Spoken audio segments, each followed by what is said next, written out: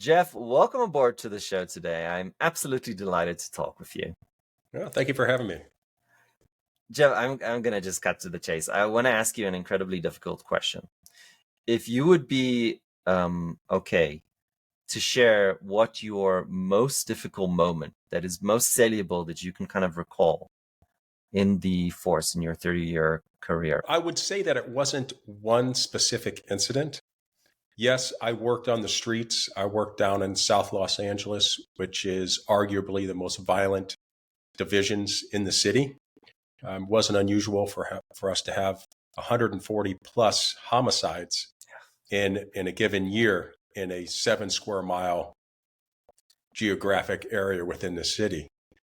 So I had multiple experiences dealing with life and death situations. But I think what occurred that was most discerning to me was the inflexibility and at times the toxic culture of law enforcement, wherein we weren't maximizing our ability to evolve and handle critical incidents with the likelihood of having the most optimal and favorable outcomes. And so that is what has actually motivated me to do what I'm doing today in the endeavors that I'm taking on now as a retired law enforcement professional. So it's, I think for just, your normal citizen, right? Typical Joe, it's hard for us to appreciate the complexity that, a police officer on the street has to deal with. Could you help us understand? Well, police officers are a reflection of the training that they receive. Hmm. And one could be quite critical of the training, wherein you would say that perhaps it's a little hypervigilant on resorting to the use of force to resolve incidents. And the culture tends to develop a them versus us mentality, wherein over time, rationalizations begin to be utilized to justify actions, which, quite frankly, should not be justified. But so you get a mindset of the police officers because really your attitudes impact your belief systems and ultimately your actions. So what the challenge is in law enforcement to ensure that the officers that are handling these critical incidents and dealing with the public in which they serve on a daily basis, it's key that you work in empathy into the training. So by and large, what impacts officers' perspective or viewpoint on what they're being confronted with on a daily basis is impacted by their attitudes and their belief systems in regards to the people in which they're serving. Now, to elaborate on that, oftentimes you work communities that are primarily a particular race. And over time, unfortunately, law enforcement is called not when things are going well, but when they need to intervene. So the reality is it's quite easy to develop less than favorable attitudes about particular groups, and you have to be intentional in your efforts to prevent yourself from going down that rabbit hole where you're viewing people as them versus us and painting people with a broad brush relative to how you view them. I mean, I think I understand what you're saying. If I have a, 9 out of 10 or 10 out of 10 bad experiences with anything in life, I'm going to expect that the next one is also going to be a poor experience. That just makes common sense to me.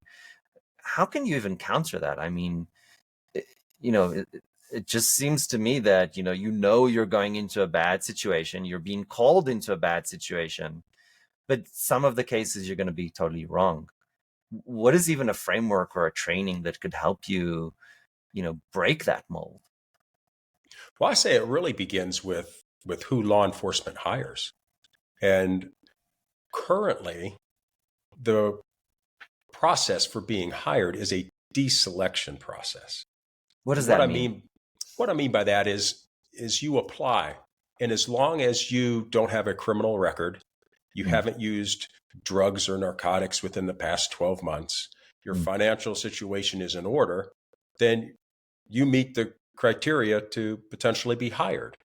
And I think that the seriousness of the job and the importance of the decisions you're going to be making in split seconds Mm. requires that we look for people that have evidence of the criteria of effect of um,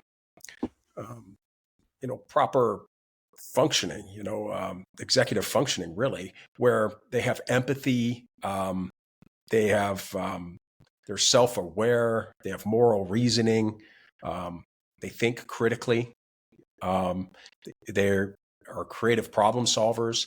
Those are all characteristics that I think we would all say um, are important that law enforcement officers have, and we need to take those basic fundamental characteristics and then nurture those throughout one's law enforcement career to ensure that they maintain an objective perspective on their role as law enforcement officers. So let me play the devil's advocate here for a second. You're saying that these are split second decisions. We don't think logically in split seconds. We're going to, to quote Daniel Kahneman and Amos Tversky, the fathers of psychological behavior, social psychological behavior. I'll refer to the book Thinking Fast and Slow. We're making very emotional decisions. We're utilizing biases, right? Which are creating mistakes in our decision.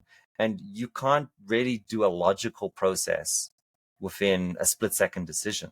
So how does that make sense? Or can you train yourself to be able to do something else in a split second? How do you see this contradiction between fast decision making and then, basically failing, falling to all these biases that are very human? Well, what's key is we have to realize that as humans, our brains are not reactive; they're predictive. And so then our experiences and how we view things will dictate how we will respond in situations.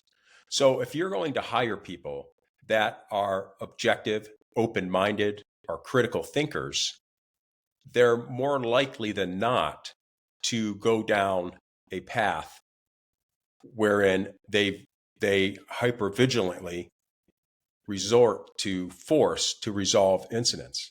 Now, there's some empirical evidence and studies that have been done.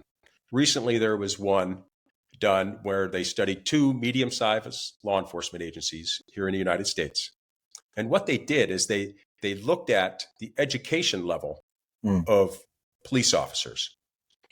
They looked at people that had 4-year undergraduate degrees and above and compared them to people that had high school education or the equivalent. And they looked at a number of different areas. First was the number of contacts they had in the field. Secondarily was the Sorry, number of what does that mean, contacts in the field? Just bring us all together on this journey. contacts would be dealing with suspects in the field Mm. because you want to make sure that you're comparing apples to apples. Mm. So you want to ensure that regardless of educational level, they both have the same number of incidents that they're Mm. dealing with a potentially combative suspect in the field. And then the next thing they looked at was the number of searches that they did of people that they detained in the field. And then they looked at the use of force incidents Mm. as well as complaint history. Interestingly enough, regardless of your educational background, Mm. they found that they had the same number of contacts in the field.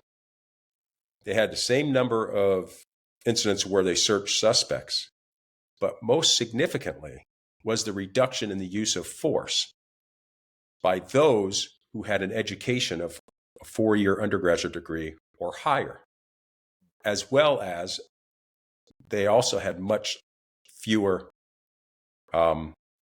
personnel complaints. Mm. So it demonstrates that through education and having an open mind and being accepting of what I call creative encounters, where you're willing to listen to diverse thoughts and conflicting opinions and accepting the fact that it's not about being right, it's about getting it right. And that Right. requires that as many people as possible sit at the table. And you can't have these justifications wherein you're like, well, bad things happen to people who make bad decisions. Reality is law enforcement officers are not paid for what they do on a daily basis. Just about anybody can do that job. What Hmm. you're trained for and what you're required to do is handle those cases where a person is not compliant, Right. who is potentially violent, who is a threat to you or to another citizen. It's how do you handle those cases? And that's where it requires that we have a very open mind and be very critical in looking at various options on how we can handle a situation rather than resorting to force.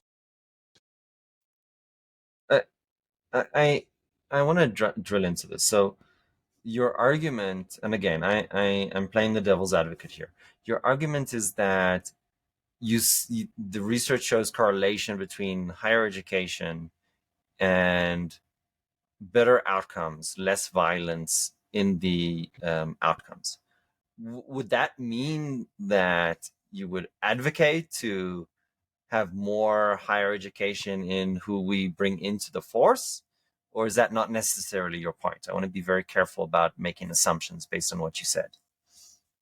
Well, I'm not inferring that people that don't have an education are incapable of being a desirable person and serve in law enforcement. I'm not saying that, but there should be a value placed on the proper assessment of people to include level of education, not only prior to when they got on the job, but valuing that after they get on the job. Mm, And it's and one criticism I would have of law enforcement in the United States is it's so insular. It oftentimes refuses to look outside of the United States and sometimes even outside of the particular organization you work for mm. to find better ways to do things. Kind of So if we learn look from at experience of others.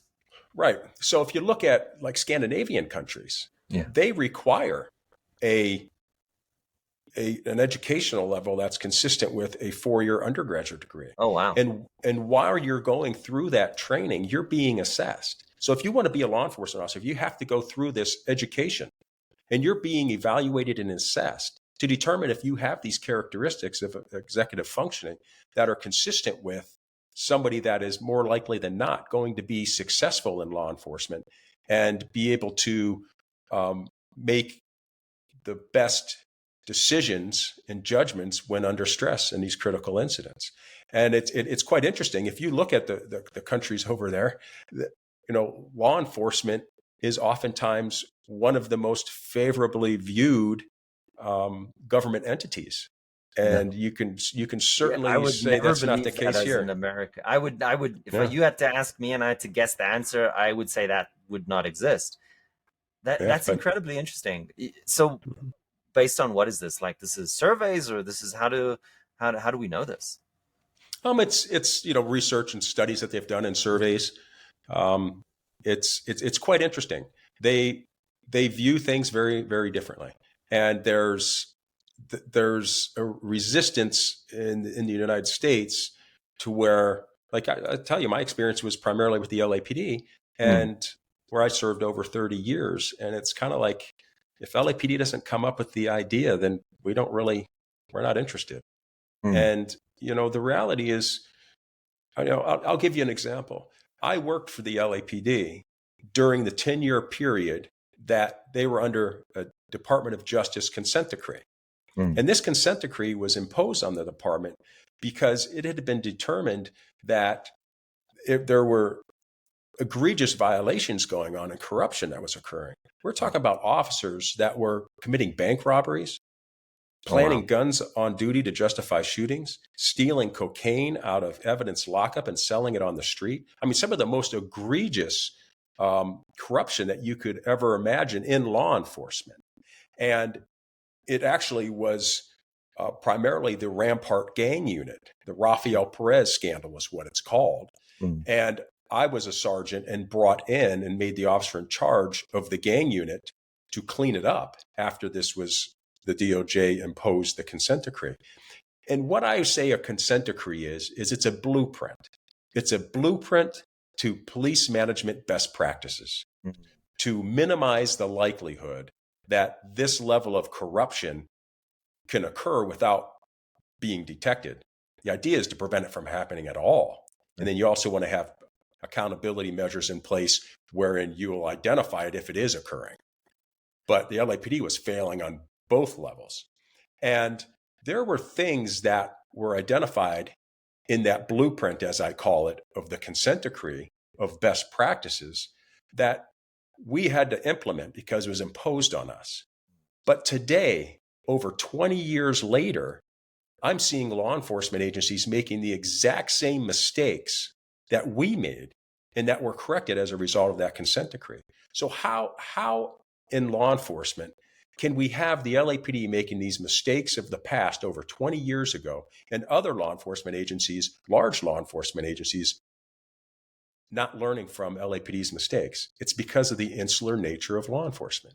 And it's really unfortunate. You know, when I ran the gang unit, my officers, I'd send them off to training because I was high on education. And I felt the most important tool you had was the tool that you had between your ears. And I would require that when they came back, they would share what they learned so everybody can benefit from it. And unfortunately, law enforcement doesn't do that on a national level. It really doesn't. Not to the point where it, impacts effective change. What was in so I'll guess that the absolute most of our audience have never heard of the consent decree, as myself. What was in that? What are the processes that had value that are not being practiced? If you can give us a few so we can have kind of a more concrete understanding. Well, the consent decree primarily focuses on those things that are most highly critical in law enforcement. Mm. So it it it dictated how you would investigate use of force cases as Mm. well as adjudicate them. It also dealt with how you handled informants and what you were required to do there, Mm. what you were required to do in the running and operations of a specialized unit, most specifically a gang unit, because all of these things, if not properly managed, causes problems and is one of the primary focuses of the criticism of the public that we serve has of law enforcement. Mm. So that's primarily what it focused on. Those areas in which you would see more prevalence of misdeeds and inappropriate conduct. And it elevated the level of accountability and integrity of the law enforcement agency and transparency of the department. I have a question with the body cams. Is this now everywhere? And that being my first question, the second question is, has this made a huge impact? I mean, I would imagine that if everything's recorded, everything could be reviewed, then this would have a dramatic reduction of, people not following the book, basically. What do we know about this? Well, I would say actually it's rather counterintuitive. I would agree with you that you would think it would quell misconduct. Mm. But unfortunately, it's amazing to me to see what is captured on body worn video when the officers actually know they're being recorded. And it doesn't really deter them from engaging in misconduct. And I'll give you an example. Most recently here in Canton, Ohio, back in April, there was a gentleman that was involved in a single vehicle traffic collision. Mm. and he went into this restaurant bar, and two police officers responded, and they had a minor use of force, Mm. and they handcuffed the gentleman, and they left him laying prone, handcuffed with his hands behind his back. Mm. And he was pleading that he couldn't breathe. Mm. And they did nothing. They even responded to him using expletives, telling him to shut up. And he died. When the coroner did the coroner's report, it was deemed to be a homicide, which for your listeners, that's not the same thing as a murder. Homicide just means that, in part, he died as a result of the hands of another. Right. So, but it was determined that a contributing factor to his death was being handcuffed and remaining in a prone position where he suffered from positional asphyxia. Mm. So there you have what I call the knowing doing gap. These officers knew what their policies and procedures were. They knew what the risks were, but they chose to not adhere to them. And that's part of this police culture that I'm talking to you about. And it has to change. There has to be more empathy, more compassion when you're dealing with the public, even when you have somebody that you're actually going to be taking into custody. Because you can't justify that level of inhumane conduct when you're dealing with the public.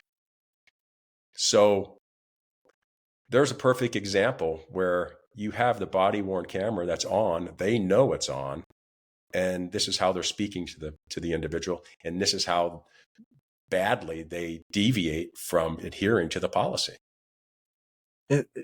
Is this true at the exceptional level, or has it provided, and maybe this is just information that you haven't been exposed to, but just my own curiosity, has it proven to be ineffective at the statistical level, or is it providing some value at least? I believe the value that it provides is that in which it elevates the transparency. Mm. It provides the police department a means to share information with the concerned public. Now, that being said, I have to caution your listeners that you cannot rely solely on the body-worn camera. Mm. When there is a critical incident that's being investigated, that's just a part of the evidence.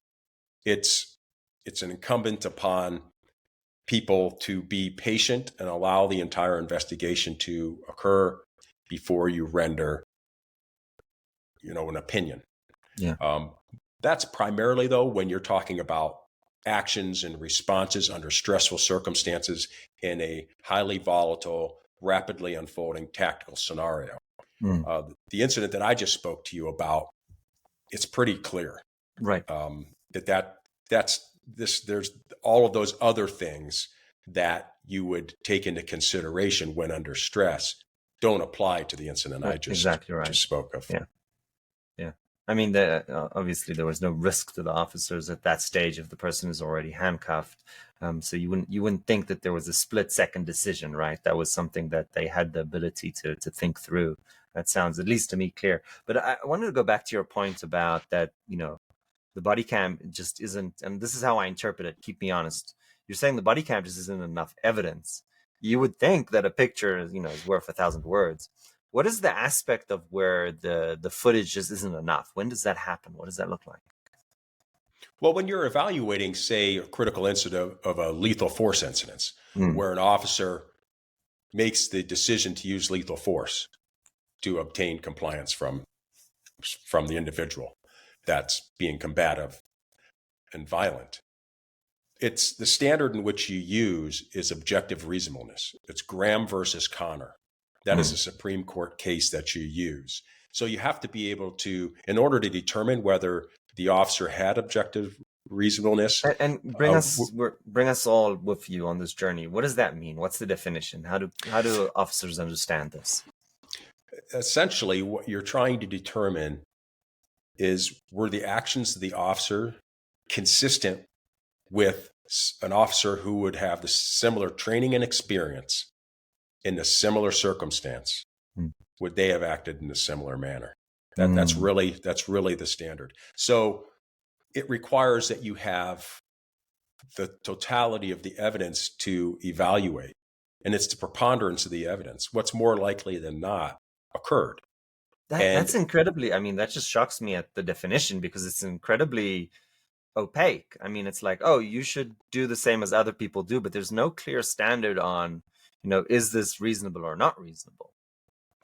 well, you have to take into consideration that officers make decisions, life and death situations, under rapidly unfolding, highly stressful circumstances, Right. and these decisions are made in fractions of seconds. Mm. And there is no expectation that officers will be always right. Right. Officers will make mistakes, Mm. but that doesn't mean that what occurred is criminal. Mm. That Mm. doesn't mean that they should be held civilly liable. Mm. That's not what that means. Was it objectively reasonable for them to believe that the incident justified the use of deadly force?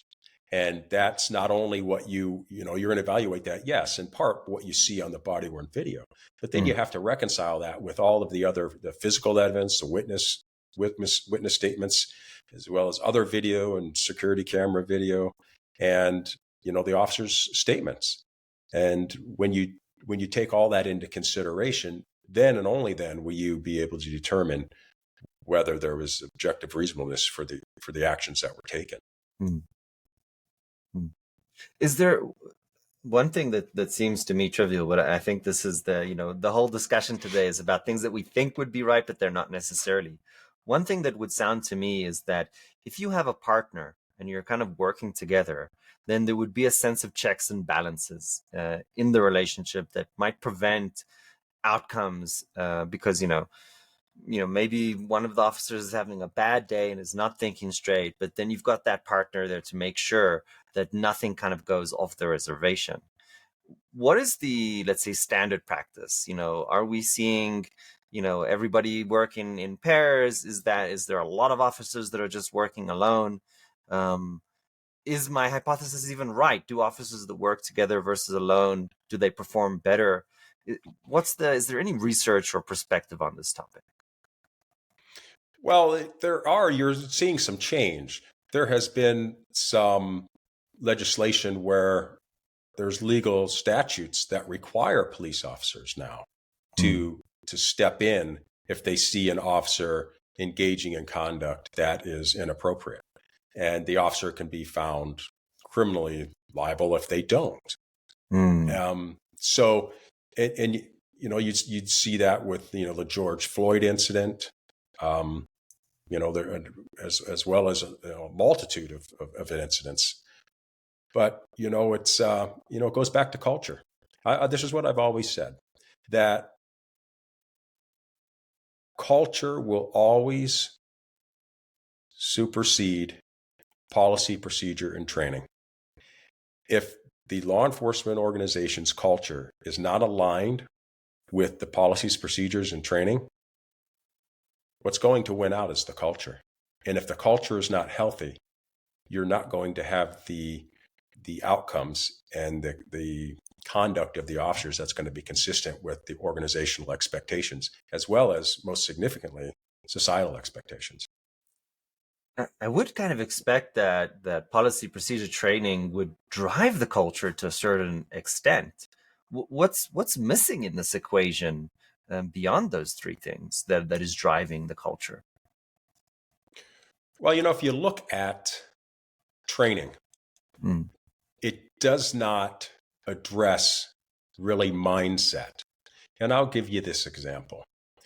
So the police executive research firm, they have a model for de-escalation training. Mm. And this model is to be used for people that are acting violently, that are unarmed or armed with something other than a firearm. Mm. And they have an acronym. It's ICAT, ICAT, and it's integrating communications, assessment, and tactics. Mm. But what's missing from that? Really, the overall understanding of the officer's role there Mm. for that incident. So let me give you an example, and I've seen this time and time again. I used to write the adjudication of all officer involved shooting and lethal force incidents for Chief William Bratton, as well as Chief Charlie Beck for the Los Angeles Police Department.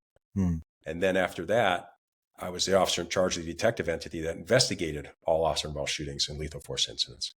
I've had my hands in hundreds and hundreds of cases. And the key is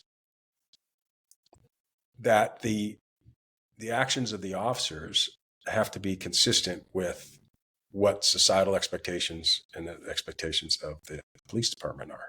Mm. And you have to make sure that they have an understanding of their function of being there. And when I say there, on a particular call, time and time again, you would have somebody that's armed with a knife that starts stabbing themselves. And then the officers shoot the person to stop them from killing themselves. Doesn't make much sense, does it? Wow. So you have to understand what is your sole purpose for being there. And time again, upwards of 36% of officer-involved shootings are of individuals who are exhibiting a mental health crisis. Mm. So you have to determine what is your role there and have some insight into how you're being perceived by this person who's experiencing the crisis and what impact your actions or inactions will have on this individual and the likelihood of resolving it in the most favorable manner. So when you show up and you point your gun at an individual having a mental health crisis, and then you have your beanbag shotgun pointed at them, as well as the taser with the red dot bouncing around on their chest, and you're yelling at them to drop the knife, drop the knife, drop the knife. You and I, being mentally well, that would be an unbelievably stressful circumstance for us. Absolutely. Now equate that to somebody that's experiencing a mental health crisis. Mm. What leads anybody to believe that that is going to end well? And the reality is, unfortunately, and this is back to what I've said, culture has got to be consistent with training. LAPD, by and far, is the number one organization in this country in training the de-escalation of situations. Situations, as I spoke of, where there's somebody that's violent, but it's unarmed or armed with something other than a knife. Other than a gun, like a knife. Mm-mm. So, but with all this training and being in the forefront and the leader in this, their data isn't any different than anywhere else in the country. Still, about a third of their shootings are of people suffering from a mental health crisis. So you would expect you would see the reduction, but you don't. And going back to your question about body worn video, I've watched multiple cases and not only watched but listened to the body worn camera video, and the things that are being said, it's unbelievable, and it's clearly evidence that the culture is driving the decisions, and it's not the training or the policy and procedure. And again, I guess my questions are very simplistic because we really, as a public, don't have a lot of knowledge. But there are non-lethal weapons and methods of restraining, right? I'm sure that a taser can be lethal to somebody who has a heart condition, but barring the exclusions, I'm sure that most of the population will not die if they get tased. Keep me honest here, but this is an assumption on my side. I also hear that the keep me honest here that this is right, but the London police don't even have guns, if that is true or not. What is the opportunity here, and what is the policies when it comes to non-lethal, quote unquote weapons to be used by the armed forces. Is this something that needs to change, or no? Well, part of the de-escalation training is having alternatives, and primarily force alternatives that Mm, are less than lethal. Hence, that's where it gets the name. So less than lethal would be like a beanbag round right. or the taser. So yes, they may cause injury. Is it reasonable to expect that it's going to result in death? No, because by and large, it doesn't. Right. But there are exceptions. So absolutely, the use of less lethal options needs to be considered. But like in the example I gave before, Yeah. where we're talking about standing there with somebody who is It's not going to help. having a mental health crisis, it's really escalating it Yeah. because, yes, sure, we're making sure we have all of our resources here. So we have various options on how to respond to this individual. But how is that being perceived by that person? And how is that person going to respond to it? Are we actually just in our presence and our deployment of those weapon systems escalating the situation? And I don't believe that we're really insightful in that. And we're very self-aware in that.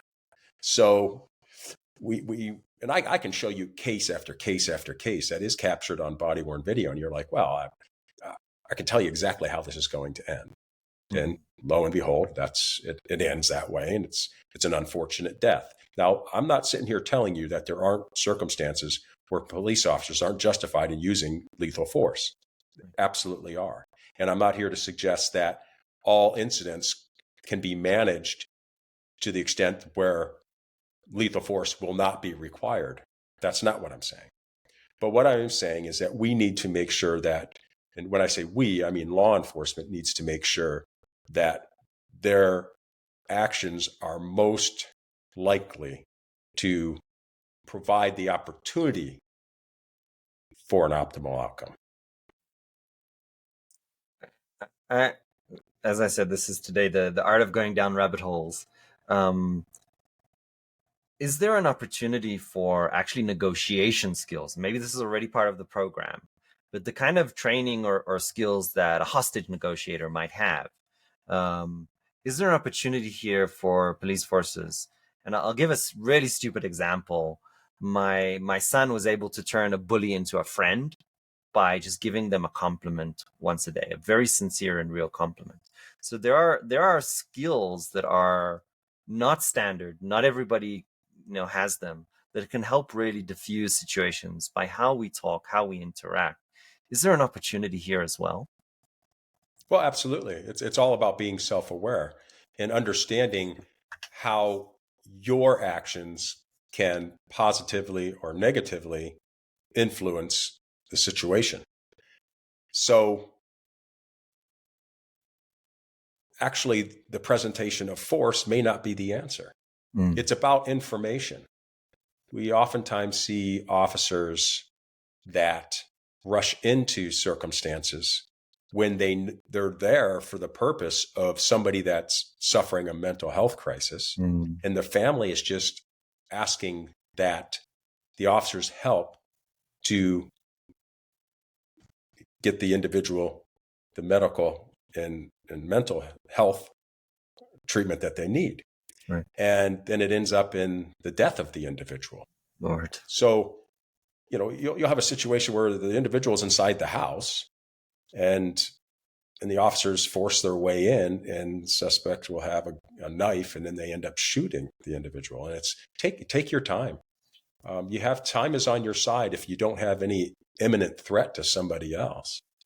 And so to not maximize your understanding of what particular mental health issues is this person dealing with, what type of medication do they take, when was the last time they've taken it, have they had similar incidents where they've acted out in this way, if so, what worked, what calmed them down.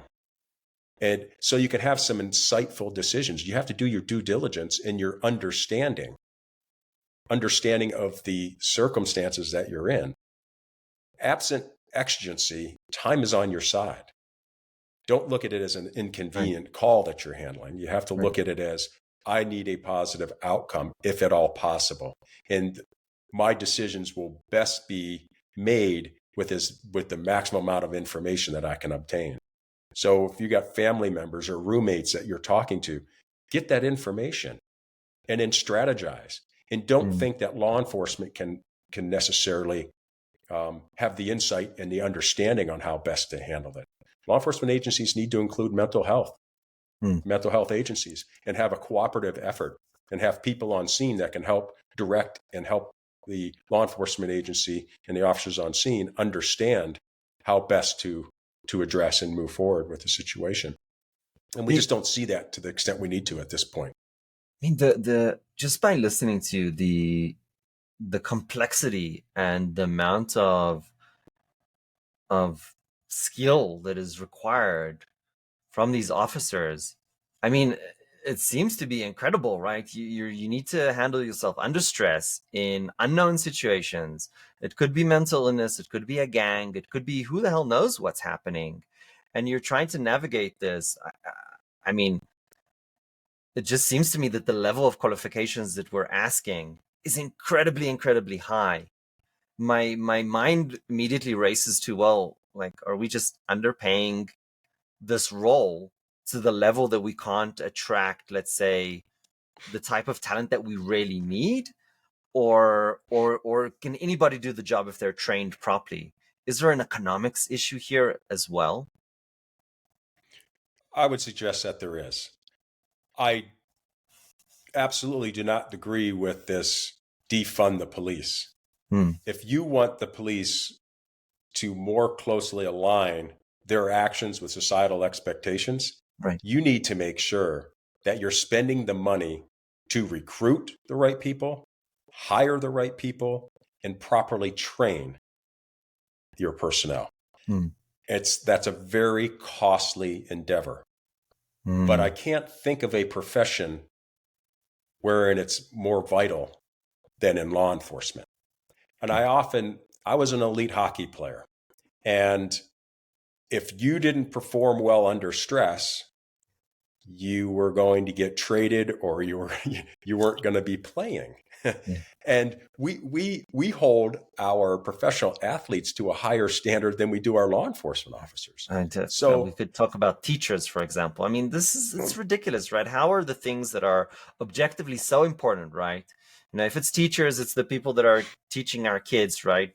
If it's police officers, it's the people who are keeping us safe. How are we basically not able to get a pay that would make sense in light of what we're expecting of these people? That's just mind-boggling to me. yeah, it is. To not value education, and not more highly compensate people for their education. It was my experience in the LAPD, people that had higher educations, PhDs, law degrees, they were oftentimes looked as a threat to those people in power in the organization that didn't have those same levels of education. And we need to rethink how we operate in law enforcement. We by and large hire people, put them through an academy, and then throughout their careers, they can be police officers on the street for their entire career, or they may promote all the way up to the chief of police.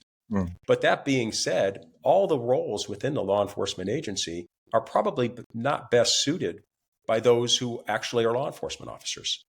Mm. And a perfect example I give you in this is like media relations. You know, you have a captain of police with the LAPD that is the officer in charge of media relations. You know, what level of expertise and insight do they have in being able to determine the impact of the release of information or the withholding of information? How is that going to impact the perception the public has of the law enforcement agency? Mm. And Chief William Bratton was brilliant. He brought in Mary Grady, who was a civilian head, over a decade of experience in this, and she ran media relations. And Mm. it wasn't the message wasn't driven by the chief. The message was driven by her. Mm-hmm. And the post management of these critical incidents oftentimes is the failure of law enforcement, because you need to command the narrative, or rumor and innuendo and criticism is going to be perhaps unjustifiably raised against the organization if you're not properly managing this. And I would argue who that gets hired in the police department, but goes through the ranks, is necessarily the most qualified person. So why not have somebody that has that expertise?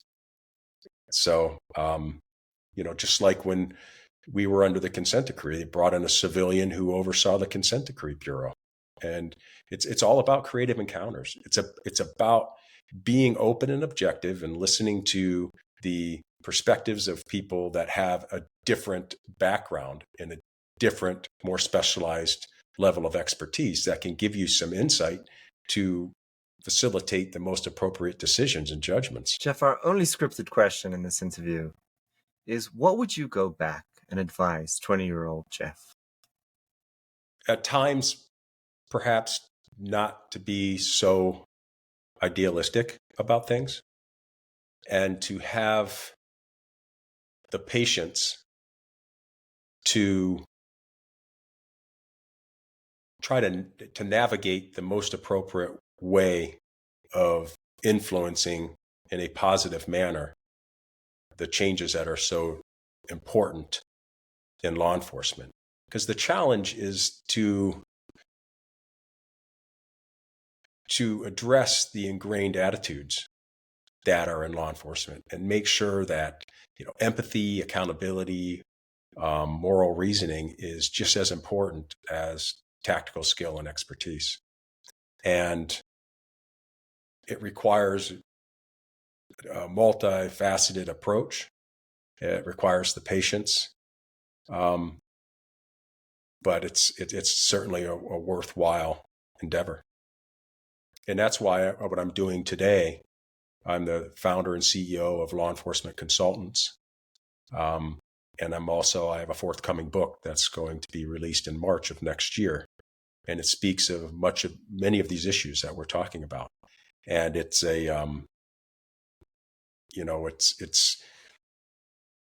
it's my insider's view and perspective that I share my personal experiences and my professional insights into what I think needs to be done to enhance law enforcement, to improve accountability, integrity, and the trustworthiness that's necessary for it to be successful moving forward in the 21st. Thank you. I've had a great time. This was a lot of fun. Jeff, thank you so much for coming on the show. I appreciate you joining us today.